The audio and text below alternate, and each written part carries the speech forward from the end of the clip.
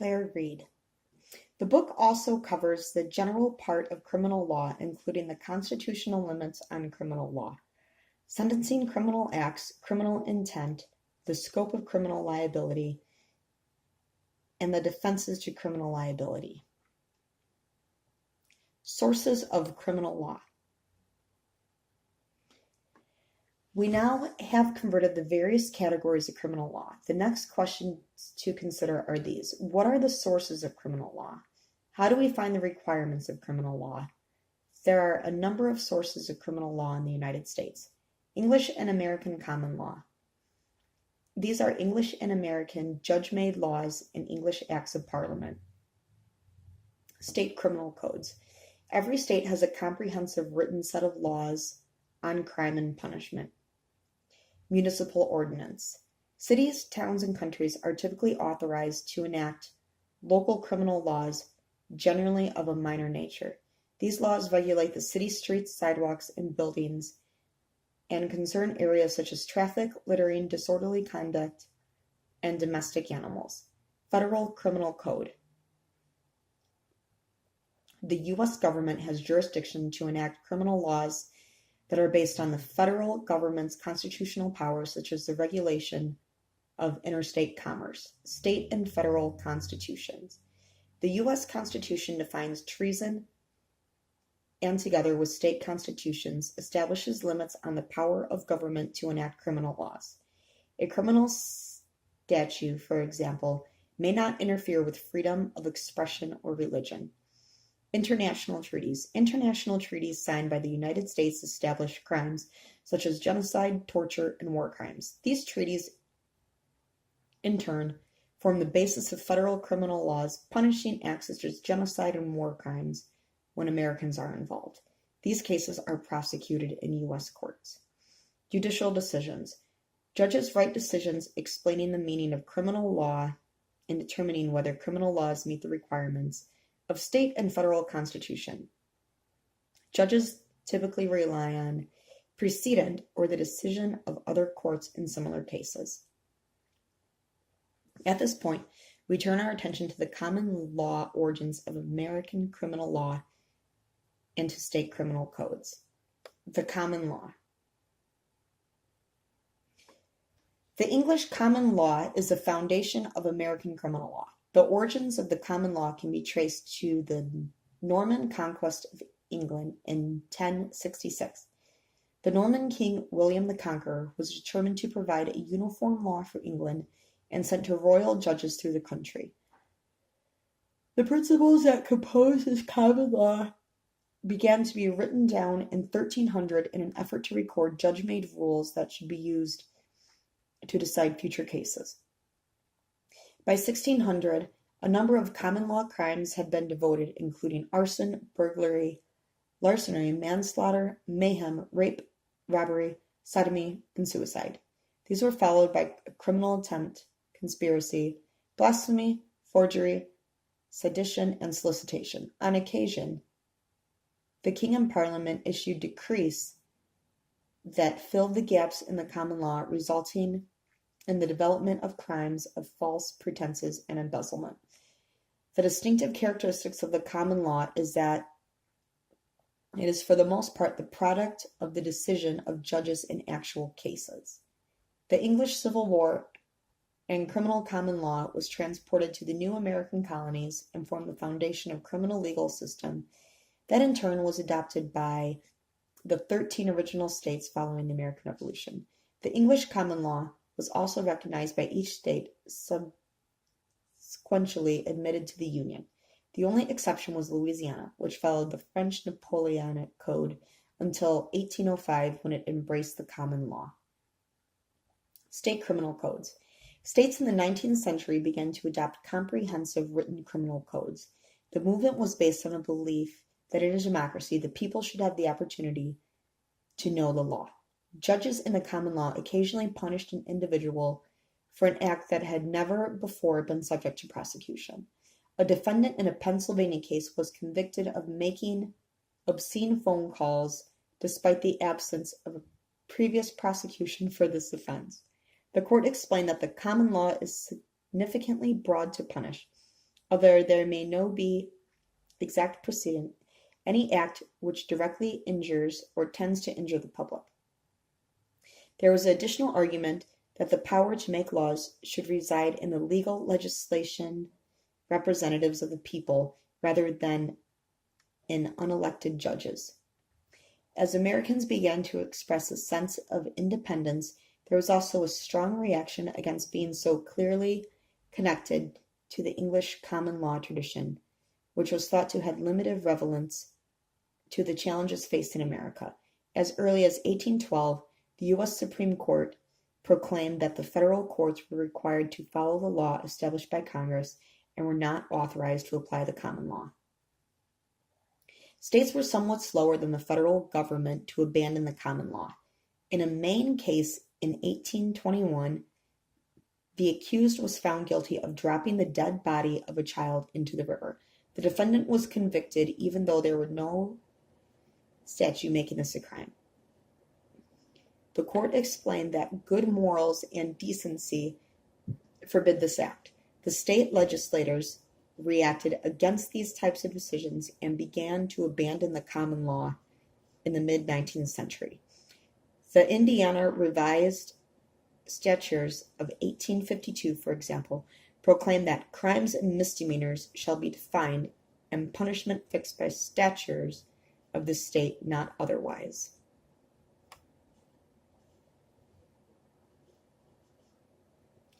Some states remain common law states, meaning that the common law may be applied where the state legislature has not adopted a law in a particular area. The Florida Criminal Code states that the common law of England in relation to crimes, except so far as relative to the mode and degrees of punishment, shall be full force in the state where there is no existing provision by the state of the subject. Florida law further provides that where there is no statute, an offense shall be punished by fine or imprisonment, but that the fine shall not exceed $500, nor the term of imprisonment 12 months. Missouri and Arizona are also examples of common law states. These state criminal codes, like that in Florida, contain a reception statute that provides the states receive common law as an unwritten part of the criminal law. California, on the other hand, is an example of a code jurisdiction. The California Criminal Code provides that no act or omission is criminal or punishable, except as prescribed or authorized by this code. Ohio and Utah are also jurisdiction states. The Utah Criminal Code states that common law crimes are abolished and no conduct is a crime unless made so by this code or ordinance. Professor Lafave observes that courts in common law states have recognized a number of crimes that are not part of their criminal code, including conspiracy, attempt solicitation, uttering gross obscenities in public, keeping a house of prostitution, cruelly killing a horse, public inebriation, and false imprisonment. You should also keep in mind that common law continues to play a role in the law of code jurisdiction states. Most state statutes are based on the common law, and courts frequently consult the common law to determine the meaning of terms in statutes. In the well-known California case of Keeler v. Supreme Court, the California Supreme Court looked to the common law and determined that an 1850 state law prohibiting the killing of a human being did not cover the murder of a fetus. The California state legislature then amended the murder statute to punish the unlawful killing of a human being or fetus. Most important, our entire approach to criminal trials reflects the common law's commitment to protecting the rights of an individual in the criminal justice process. State police power. There are limits on a state's authority to pass criminal laws. Could a state declare that it is a crime to possess fireworks on July 4th, State governments possess the broad power to promote the public health, safety, and welfare of the residents of the state. This wide-ranging police power includes the duty to protect well-being and tranquility of the community, and to prohibit acts or things reasonably thought to bring evil or harm to its people. An example of the far-reaching nature of the state police is the power U.S. Supreme Court's upholding of the right of a village to prohibit more than two unrelated people from occupying a single home. The Supreme Court proclaimed that the police power includes the right to lay out zones where family values, youth values, the blessing of quiet seclusion and clean air make the area a sanctuary for people. State legislators, in formulating the content of criminal code, had been profoundly influenced by the Model Penal Code. The Model Penal Code. People from other countries often ask how students can study criminal law of the United States, a country of 50 states and a federal government. The fact that there is a significant degree of agreement in the definition of crimes in state codes is due to a large extent to the Model Penal Code. In 1962, the American Law Institute, a private group of lawyers, judges, and scholars, concluded after several years of study that despite our common law heritage, state criminal statutes radically varied in their definition of crimes and were difficult to understand and poorly organized. The ALI argued that the quality of justice should not depend on the state in which an individual was facing trial, and issued a multi-volume set of model criminal laws. The proposed official draft of the Model Penal Code. The Model Penal Code is purely advisory and is intended to encourage all 50 states to adopt a single uniform approach to the criminal law. The statutes are accompanied by a commentary that explains how the Model Penal Code differs from existing states' statutes. Roughly 37 states have adopted some provision of the Model Penal Code, although no state has adopted every single model law. The states that most closely follow the code are New Jersey, New York, Pennsylvania, and Oregon. As you read this book, you may find it interesting to compare the Model Penal Code to the common law and state statutes. This book primarily discusses state criminal law. It is important to remember that we also have a federal system of criminal law in the United States. Federal statutes. The United States have a federal system of government. The states granted various powers to the federal government that are set forth in U.S. Constitution. This includes the power to regulate interstate commerce, to declare war, to provide the national defense, to coin money, to collect taxes, to operate the post office, and to regulate immigration. The Congress is entitled to make all laws which shall be necessarily proper for fulfilling these responsibilities. The states retain those powers that are not specifically granted to the federal government. The 10th Amendment to the Constitution states that the powers not delegated to the United States by the Constitution nor prohibited by the states are reserved to the states respectively or to the people. Constitution specifically authorizes Congress to punish the counterfeiting of U.S. currency, piracy, and felonies committed on the high seas and crimes against the law of nations, as well as to make concerning conduct on warfare. These criminal provisions are to be enforced by a single Supreme Court and by additional courts established by Congress. The Federal Criminal Code compiles the criminal laws adopted by the U.S. Congress. This includes laws punishing acts such as tax evasion, mail and immigration fraud, bribery in obtaining a government contract, and the knowing manufacture of defective military equipment. The Supremacy Clause of the U.S. Constitution provides that federal law is superior to state law within those areas that are the preserve of national government. This is termed the preimposition doctrine. In 2012, the Supreme Court held that federal immigration law preempted several sections of the Arizona statute directed at undocumented individuals. Several recent court decisions have held that federal criminal laws have unconstitutionally encroached on areas reserved for state governments. This reflects a trend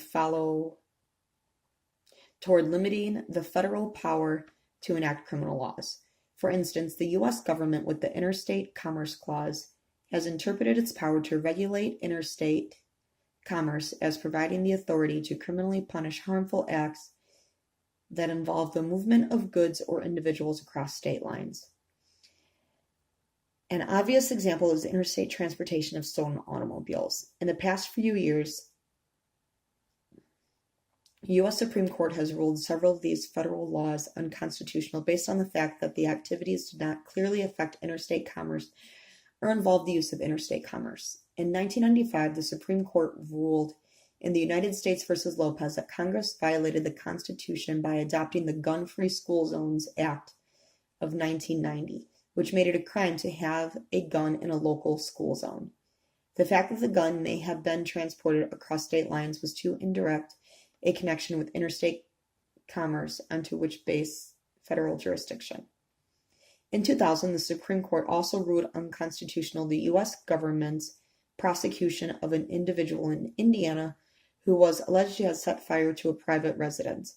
The federal law made it a crime to maliciously damage or destroy, by means of fire or an explosive, any building used in interstate or foreign commerce or has been any activity affecting interstate or foreign commerce.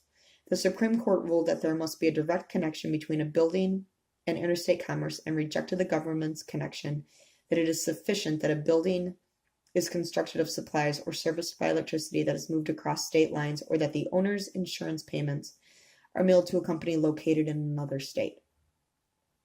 Justice Ruth Bader Ginsburg explained that this would mean that every building on the land would fall within reach of federal laws on arson, trespass, and burglary.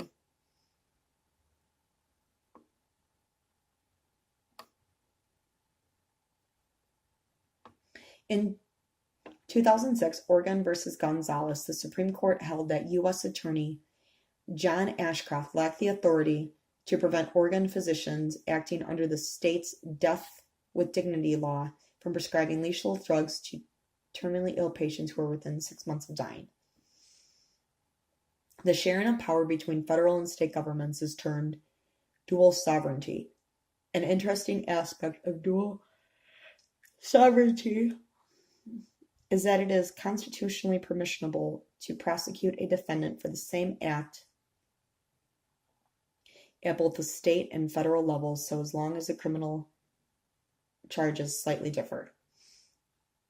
This double prosecution does not constitute to double jeopardy.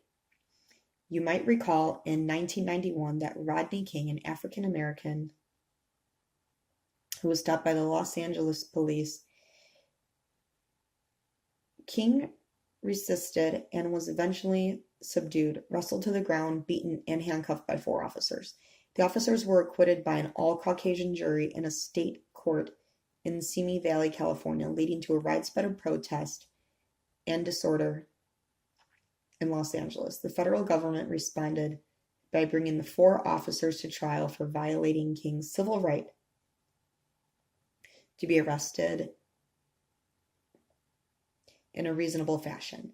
2 officers were convicted and sentenced to 30 months in federal prison, and 2 were acquitted. Later in this chapter, you will be asked to decide whether this double prosecution is fair. We have seen that the state and federal governments possess the power to enact criminal laws. The federal power is restricted by the provisions of the U.S. Constitution that define the limits on government power. Constitutional limitations. The U.S. Constitution and individual state constitutions establish limits and standards for criminal law. The U.S. Constitution, as we see in Chapter 2, requires the following. A state of local law may not regulate an area that is reserved to federal government. A federal law may not encroach upon state power. A law may infringe upon the fundamental civil and political rights of an individual only in a compelling circumstances. A law must be clearly written and provide notice to citizens and the police of the conduct that is prohibited. A law must be non-discriminatory and may not impose cruel and unusual punishment. A law may also not be retroactive and punish acts that were not crimes at the time they were committed.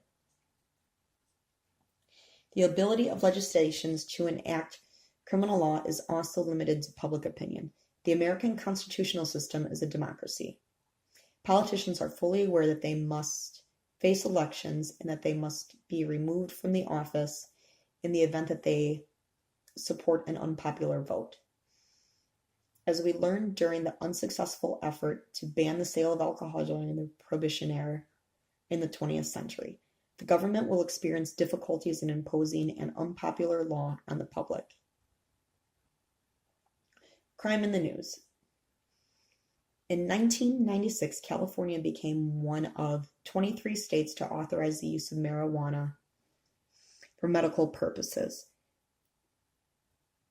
California voters passed Proposition 215, the Compassionate Act of 1996, which is intended to ensure that the seriously ill residents of California are able to obtain marijuana.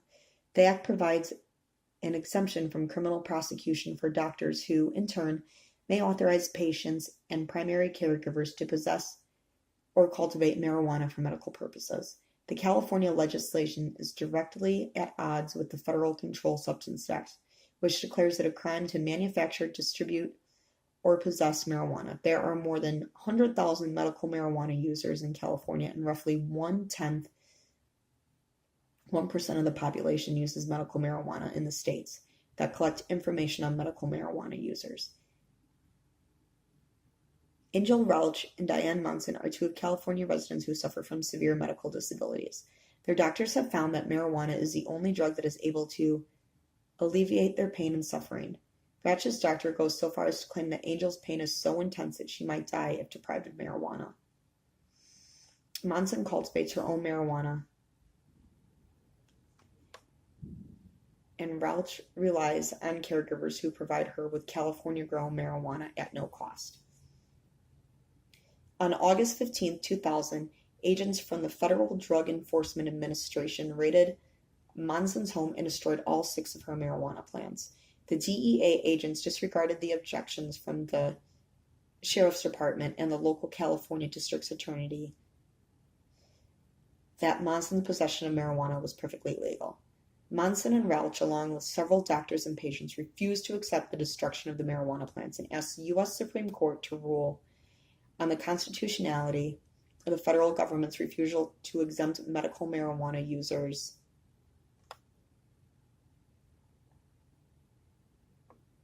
from criminal prosecution and punishment.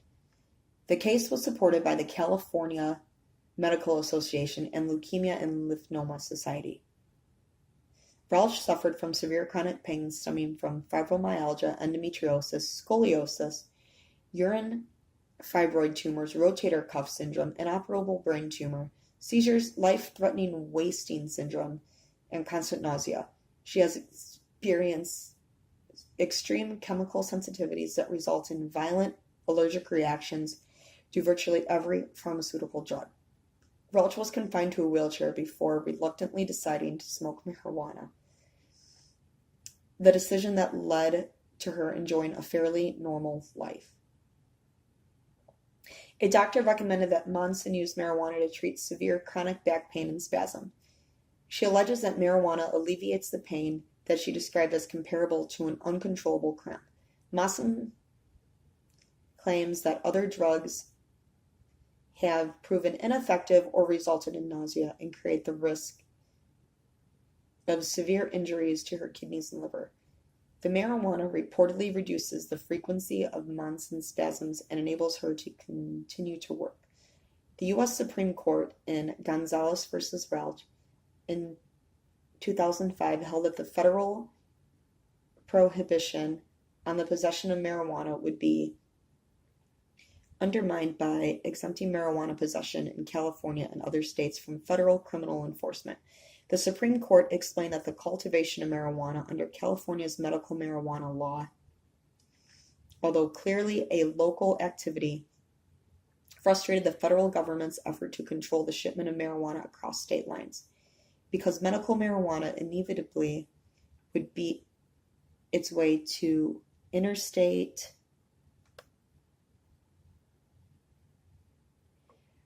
commerce, increase the nationwide supply, and drive down the price of illegal drug.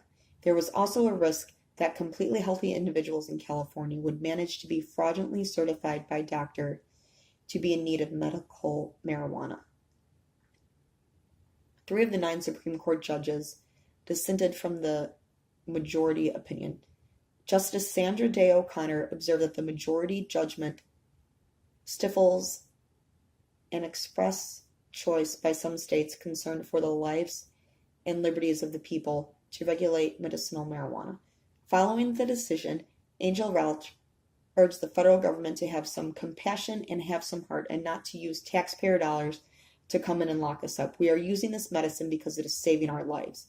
She asked why the federal government was trying to kill her. Opponents of medical marijuana defend the Supreme Court's decision and explain that individuals should look to traditional medicine rather than being misled into thinking that marijuana is an effective therapy. They also argue that marijuana is a highly addictive drug that could lead individuals to experience with even more harmful narcotics. The Obama administration initially did not enforce federal marijuana laws against individuals in medical marijuana states. In 2011, the Department of Justice announced that although individuals could grow and use small amounts of medicinal marijuana, that the DOJ would criminally prosecute growers of more than 100 plants and individuals involved in the commercial marketing and sale of marijuana. In 2013, the Obama administration reversed course and announced that it would not prosecute individuals in medical marijuana states unless the individuals threatened certain federal law enforcement interests. This included the distribution of marijuana to minors, providing revenue to criminal enterprises, diversion of marijuana to states where marijuana remains illegal, and the possession and use of marijuana on federal property. In 2014, Congress adopted a law prohibiting the Justice Department from using resources to prevent states from implementing their own state laws that authorize the use, distribution, or cultivation of medicinal marijuana. Where do you stand on the medical marijuana controversy? Of course, the democratic will of the majority is subject to constitutional limitations.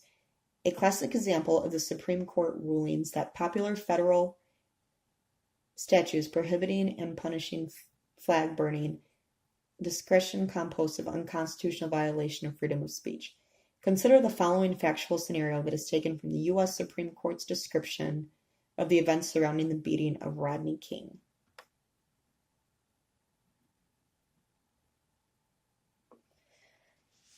On the evening of March 2nd, 1991, Rodney King and 2 of his friends sat in King's wife's car in Altadena, California, a city in Los Angeles County, and drank malt liquor for a number of hours. Then, with King driving, they left Altadena via a major freeway. King was intoxicated. California Highway Patrol officers observed King's car traveling at a speed they estimated to be in excess of 100 miles per hour. The officers followed King with red lights and sirens activated, but ordered him by loudspeaker to pull over, but he continued to drive. The Highway Patrol officers called on the radio for help. Units of the Los Angeles Police Department joined the pursuit. One of them managed to be Petitioner Lawrence Powell and his trainee Timothy Wint. The officers are all Caucasian. King is African American. King later explained that he fled because he feared he would be returned to prison after having been released months earlier for following a year spent behind bars for robbery. King left the freeway and after a chase of about 8 miles stopped at an entrance to a recreation area.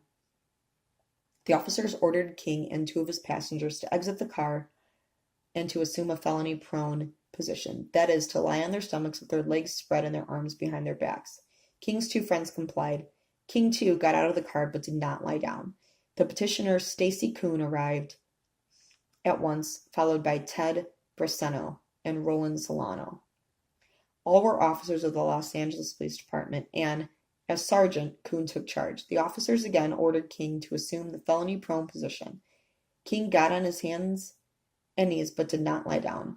Officers Powell, Wind, Briseno, and Solano tried to force King down, but King resisted and became combative, so the officers retreated. Koon then fired taser darts into King. The events that occurred next were captured on a videotape by a bystander. As the videotape begins, it shows that King rose from the ground and charged towards Officer Powell. Powell took a step and used his battalion to strike King on the side of the head. King fell to the ground. From the 18th to the 30th second on the video, King attempted to rise, but Powell and Wind each struck him down with their batons to prevent him from doing so. From the 35th to the 51st second, Powell administers a repeated blow to King's lower extremities. One of the blows fractured King's leg. At the 55th second, Powell struck King on the chest, and King rolled over and lay prone. At that point, the officers stepped back and observed King for about 10 seconds. Powell began to reach for his handcuffs. At the sentencing phase, the district court found that Powell no longer perceived King to be a threat at this point. At 1 minute 5 seconds on the videotape, Briseno, in the district court's words, stomped on King's upper back and neck. King's body withered in response. At 1:07, Powell and Wind again began to strike King with a series of baton blows, and Wind kicked him in the upper thoracic or cervix area 6 times until 1:26. About 1:29, King put his hands behind his back and was handcuffed. Powell radioed for an ambulance. He sent 2 messages over communications network to the other officers that said, "Oops, I haven't beaten anyone this bad in a long time." Koon sent a message to the police station that said, "Units just had a big time use of force. Tased and beat the suspect of CHP pursuit big time." King was taken to a hospital where he was treated for a fractured leg, multiple facial fractures, and numerous bruises and contusions. Learning that King worked at Dodger Stadium, Powell said to King, "We played a little ball tonight, didn't we, Rodney? You know, we played a little ball. We played a little hardball tonight. We hit quite a few home runs. Yes, we played a little ball and you lost and we won." Koon, Powell, Briseno, and Wind were tried in California State Court on charges of assault of a deadly weapon and excessive use of force by a police officer. The officers were acquitted of all charges, with the exception of one assault charge against Powell that resulted in a hung jury. The jury was composed of 10 Caucasians, 1 Hispanic, and 1 Asian American. The verdicts touched off widespread rioting in Los Angeles. More than 40 people were killed in the riots. More than 2,000 were injured, and nearly $1 billion in property was destroyed. Los Angeles Mayor Tom Bradley declared that there appears to be a dangerous trend of racially motivated incidences running through at least some segments of the police department, and President George H.W. Bush announced in May that the verdict had left him with a deep sense of personal frustration and anger that he was ordering the Justice Department to initiate prosecution against the officers. On August 4th, 1992, federal grand jury indicted the 4 officers charged with wrongful use of unreasonable force in arresting King. Koon was arrested. Koon was charged with willfully permitting the other officers to use unreasonable force during the arrest. After a trial, the U.S. District Court for the Central District of Columbia, the U.S. jury convicted Koon and Powell, but acquitted Wind and Briseno. Koon and Powell were sentenced to 30 months in prison. This jury was composed of 9 Caucasians, 2 African Americans, with protecting residents against physical attacks, while the federal government is concerned with safeguarding the civil liberties of all Americans. Each of these entities provides a check on the other to ensure fairness for citizens. The evidence introduced in these 2 prosecutions to establish the police officers' guilt in the King case was virtually identical. and the federal prosecution was likely to be brought in response to the political pressure. On the other hand, federal government historically has acted to prevent unfair verdicts, such as the acquitting of members of the Ku Klux Klan charged with killing civil rights workers during the 1960s. Do you believe that it was fair to subject the Los Angeles police officers to the expense and emotional stress of the two trials? As the Attorney General of the United States, would you have advised President H.W. Bush to bring federal charges against the officers following their acquitted by California jury? Chapter summary. Criminal law is the foundation of the criminal justice system. The law defines the acts that may lead to arrest, trial, and incarceration. We typically think about crime as involving violent conduct, but in fact, a broad variety of acts are defined as crimes. Criminal law is best defined as conduct that, if shown to have taken place, will result in the formal and solemn pronouncement of the moral condemnation of the community. Civil law is distinguished from criminal law by the fact that it primarily protects the interests of the individuals rather than the interests of society. The purpose of criminal law is to prohibit conduct that causes harm or threatens to harm the individual and to the public interest, to warn people of the acts that are subject to criminal punishment, and to define criminal acts intent to distinguish between serious and minor offenses, to punish offenders, and to ensure that the interests of victims and the public are represented at trial in the punishment of offenders. In analyzing individual crimes, we will be concerned with several basic concerns that compose the general part of the criminal law. A crime is composed of a concurrence between criminal acts, actus reus, and criminal intent. The causation of social harm.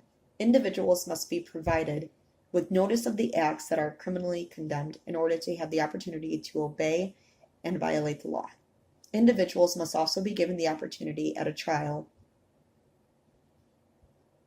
to present offenses to a criminal charge. The criminal law distinguishes between felonies and misdemeanors. A crime punishable by death or by imprisonment for more than 1 year is a felony. Other offenses are misdemeanors. Offenses are further divided into a capital and other grades of felonies and into gross and petty misdemeanors. A third level of offense are violations or infractions that are punishable by fines. Another approach is to classify crime in terms of moral turpitude. These crimes are inherently evil. Mala prohibita crimes are not inherently evil and are only considered wrong because they are prohibited by the state. Our textbook categorizes crimes and ordinance with a subjective matter and offense, the scheme that is followed by most state criminal codes. This includes crimes against the state, crimes against a person, crimes against habilitation, crimes against property, crimes against public order, and against the state. There are a number of sources in American criminal law. These include common law, state, federal criminal codes, and the U.S. state constitutions, international treaties, and judicial decisions.